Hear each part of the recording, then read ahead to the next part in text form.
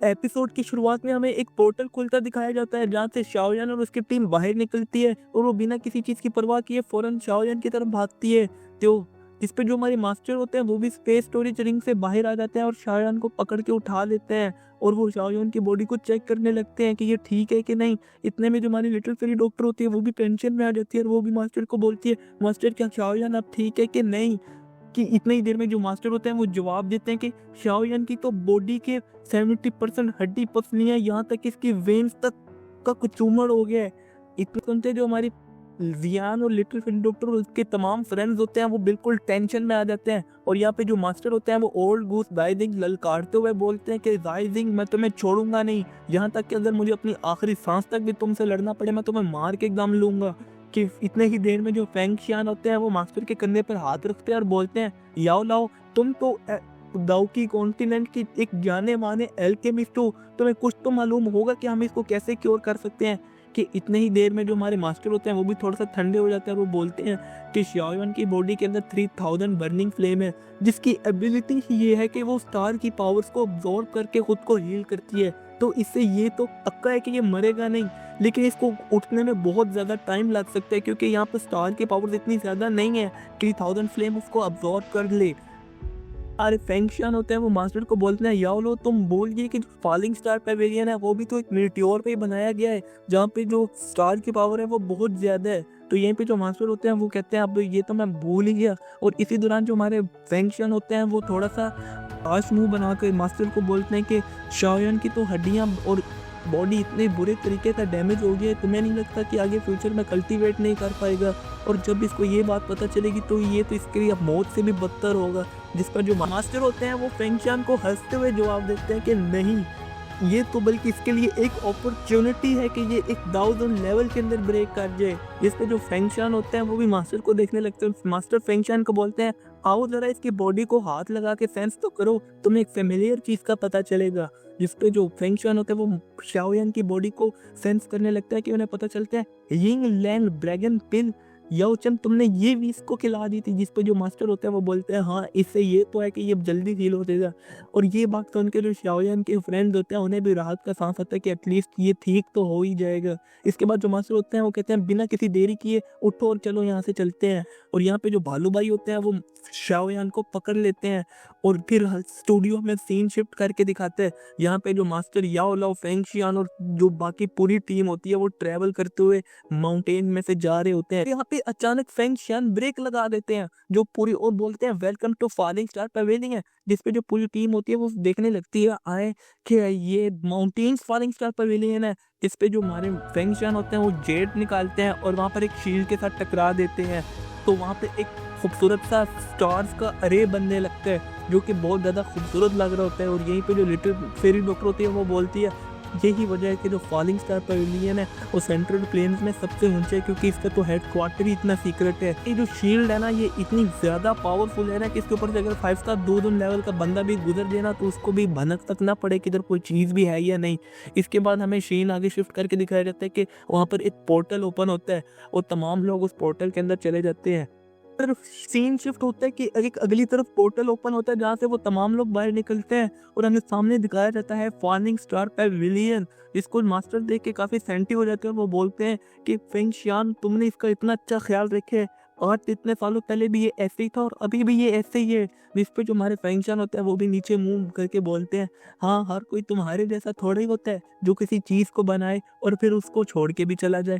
जिस पे जो हमारे मास्टर होते हैं वो फेंग शियान को देखने लगते हैं और फेंग शियान होता है वो थोड़ा सा सेंटी होके बोलते हैं welcome back to falling star Pavilion याओचे। इसके बाद जो हमारी मू किंग लुआन दिखाई जाती हैं जो कि अपने डिसाइबल्स के साथ मास्टर फेंग शियान को ग्रीट करती हैं। और यहाँ पे जो फेंग शियान होते हैं वो मू किंग लुआन को बोलते हैं इनसे मिलो ये है याओ चैन फॉलिंग स्टार पेविलियन के रियल लीडर। लिस्ट पे जो हमारी मू किंग लुआन होती है वो मास्टर को भी ग्रीट करते हैं और उसके साथ जो तमाम डिसाइबल्स होते हैं वो भी मास्टर को ग्रीट करते हैं। दौरान जो मू क्विंग लुआन होती है वो शाओयान को देखती है, वो बोलती है भाई इसको क्या हो गया, इसकी इतनी हालत कैसे खराब हो गई। जिस पे जो हमारे फेंग शियान होते हैं वो उसको जवाब देते हैं कि शाओयान हॉल ऑफ सोल्स के एक 5 स्टार 2 लेवल बंदे के साथ बैठ गया था जिसकी वजह से शाओयान की ये हालत होगी। हालांकि शाओयान ने उसका एक हाथ भी तोड़ दिया, लेकिन फिर भी पे हमारी मू क्विंग लुआन बोलती है क्या 2 स्टार और हाथ भी तोड़ दिया। जिस पे जो हमारे फैंस हैं वो बोलते हैं हाँ, इस पे यकीन करना थोड़ा सा मुश्किल है लेकिन यही सच है। मास्टर और उसके तमाम फ्रेंड्स होते हैं वो उड़ के फॉलिंग स्टार पवेलियन के अंदर जाने लगते हैं और वहाँ पे मू क्विंग लुआन होती है, वो अभी भी सोच रही होती है कि ये भी क्या बोल के गए हैं। यहाँ पे स्टूडियो सीन शिफ्ट करने पर हमें दिखाया जाता है कि शाओयान को फेंग शियान एक स्टेज के ऊपर लटाते हैं और लटाते सारी जो शाओयान की बॉडी होती है वो वहाँ से स्टार की पावर्स को अब्जॉर्ब करने लगती है। फिर पेंशन दिखाई देते हैं जो मास्टर को बोलते हैं कि यहाँ पे बेहिसाब स्टार पावर है, तो इसलिए यहाँ पे शाओयान को एनर्जी कंज्यूमिंग बिल्कुल भी कोई दिक्कत नहीं होने वाली। बाकी तमाम लोग ये बात सुन के बिल्कुल खुश हो जाते हैं, जिसपे जो हमारे लिटिल फेरी डॉक्टर और जियान होती है वो भी एक दूसरे को देखने लगते हैं। और यहाँ पे याओ पियानो भी दिखाया जाता है जो कि बोलते हैं कि ये लड़का बहुत ज्यादा लकी है। और दूसरी तरफ हमें हमारा भालू भाई भी दिखाया जाता है जो कि बिल्कुल चोड़ में आके बोलते हैं शाओयान तुम जैसे ही ठीक हो जाओगे तो मेरे जितने भी पीर हॉल में इंग्रेडिएंट्स है तुम उनमें से जो भी चाहो ले सकते हो। जिसको जो हमारी जियान होती है वो भालू भाई को गुस्से से देखने लगती है और भालू भाई भी समझ जाता है भाई ये क्या हो गया। फिर भालू भाई बोलते हैं अबे नहीं नहीं कोई भी नहीं, बल्कि तुम्हारी सारे प्रिजन तुम ही ले लेना। जिस पे जियान बोलती है अब तुम ठीक बोले हो। लिटिल फेरी डॉक्टर दिखाई जाती है जो ज्यादा बोलती तो नहीं है लेकिन वो भी दिल ही दिल में आशा कर रही होती है कि शाओयान तुम ठीक हो जाओ, बहुत से लोग हैं तो तुम्हारा इंतजार। मास्टर जो होते हैं वो तमाम लोगों को कहते हैं कि चलो अब आप सब लोग जा सकते हो जा, लेकिन याद रखना बिल्कुल भी पवेलियन से ज़्यादा दूर नहीं जाना क्योंकि हॉल ऑफ ढूंढ रहा है, तो इस वजह से अपना ध्यान रखना। जिसकी बात सुन के तमाम लोग हाँ में सर हिलाते हैं और वहाँ से चले जाते हैं। तो यहाँ पे हमें मास्टर दिखा जाते हैं और शाओयान जो कि अब अकेले होते हैं और फिर जो हमारे मास्टर होते हैं वो अपनी कढ़ाई को बाहर निकाल लेते हैं और वहाँ पे पिल्स रिफाइन करना स्टार्ट कर देते हैं। तो वो जितने भी अच्छे पिल्स को रिफाइन कर सकते हैं वो करते हैं और यहाँ पे वो शाओयान की बहुत ज़्यादा अच्छे से देखभाल करते हैं क्योंकि वो यहाँ पे शाओयान को पिल्स भी खिलाते हैं जिससे वो ठीक हो सके। और जब वो देखते हैं कि शाओयान को इससे फर्क नहीं पड़ रहा तो मास्टर खुद अपनी स्पिरिचुअल पावर का भी यूज करके उसको हील करने की कोशिश कर रहे होते हैं। और मास्टर हर रोज इसी तरह करते हैं, वो शाओयान के लिए पिल्स रिफाइन करते और उसको खिलाते और फिर उसके बाद उसको खुद अपनी पावर से भी हील करने की कोशिश करते हैं। जो हमारे फेंग शियान होते हैं वो भी मास्टर याओलाओ को हर वो इंग्रेडिएंट ला के देते हैं जिनकी उनको जरूरत होती है। और यहाँ पे जो हमारे मास्टर होते हैं वो शाओयान को हील करने में लगे होते हैं और साथ ही उन्हें वो पुरानी पास्ट मेमोरीज याद आ रही होते हैं जो कि उन्होंने वो शाओयान और उन्होंने मिलकर गुजारे होते हैं। यहाँ पे जो स्टूडियो होता है वो हमें बहुत फैंटी सीन दिखाता है कि कैसे शाओयान और मास्टर जो थे वो पहले स्ट्रगल करके यहाँ तक आए। और उसके बाद जो हमें मास्टर होते हैं वो दिखाते हैं कि मास्टर हर दिन शाओयान की इसी तरीके से देखभाल करते हैं। और हमें दिखाया जाता है कि यहाँ पर महीनों के महीनों सीजन के सीजन और यहाँ तक कि एक पूरा साल तक बीत जाता है।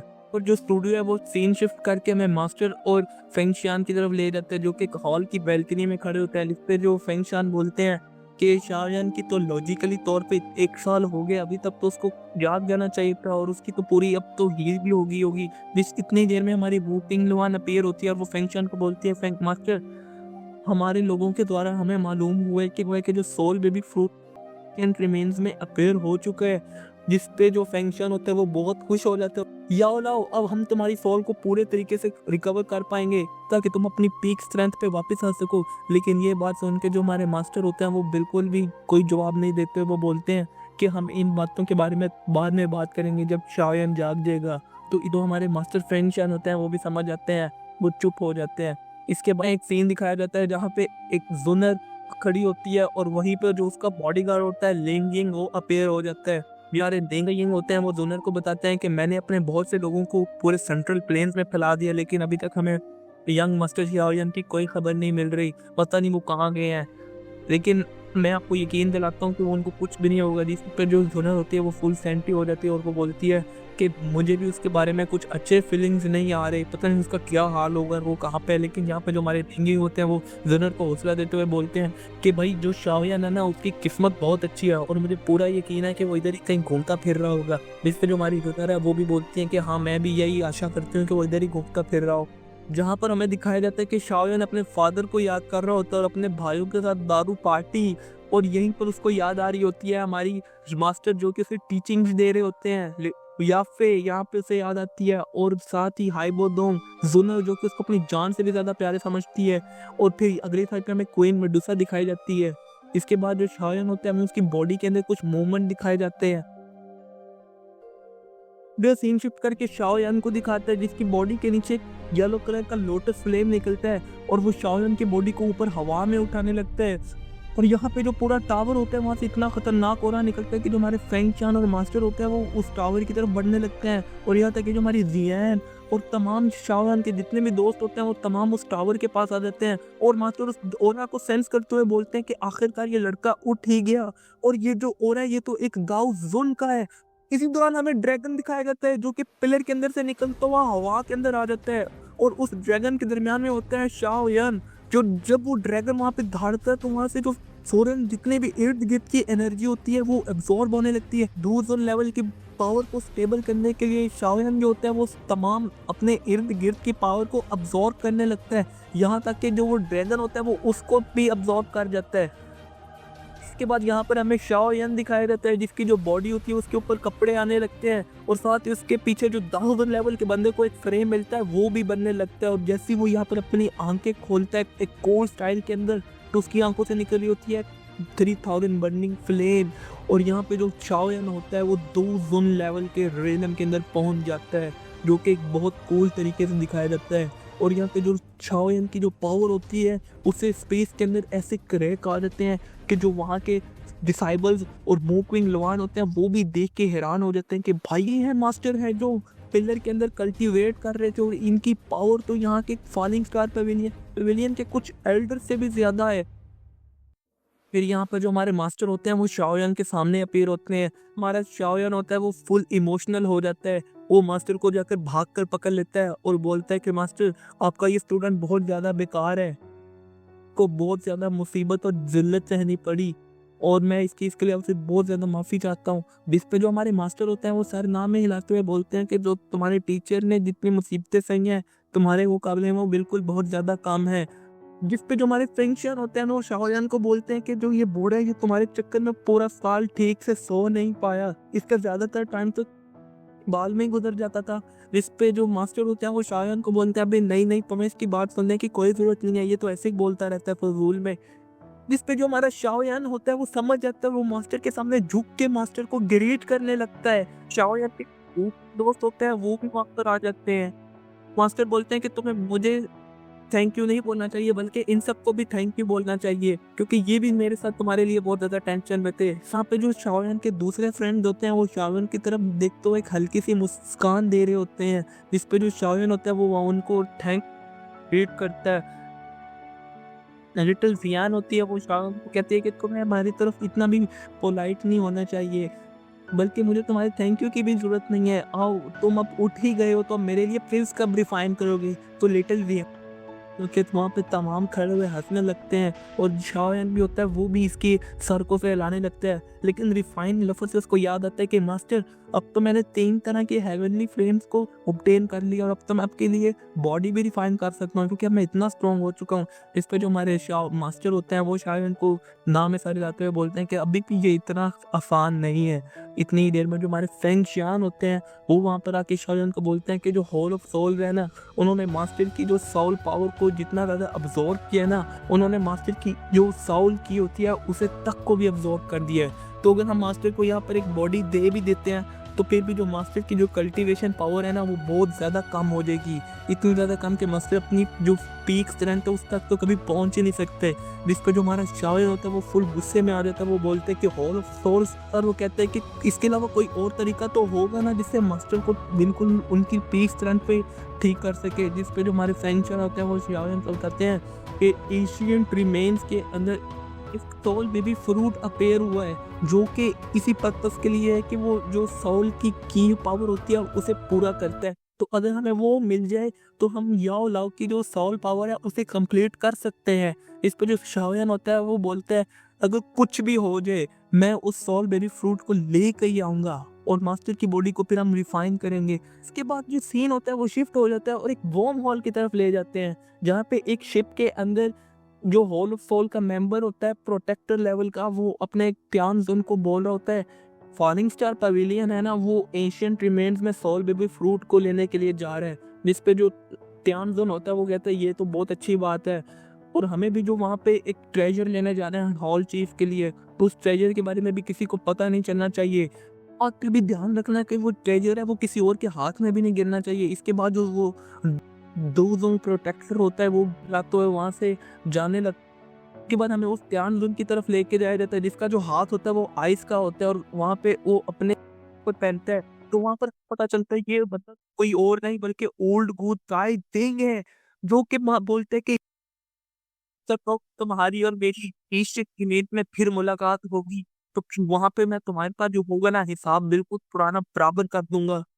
तो उम्मीद करता हूँ तुम लोगों को वीडियो पसंद आया होगा और नेक्स्ट टाइम जब एक्सप्लेन करूँगा तो मैं पूरी कोशिश करूँगा कि पूरा और अच्छे से वो एक्सप्लेन करूँ। तो मिलता हूँ तुम लोगों को अगली वीडियो के अंदर। बाय बाय, ख्याल रखना अपना।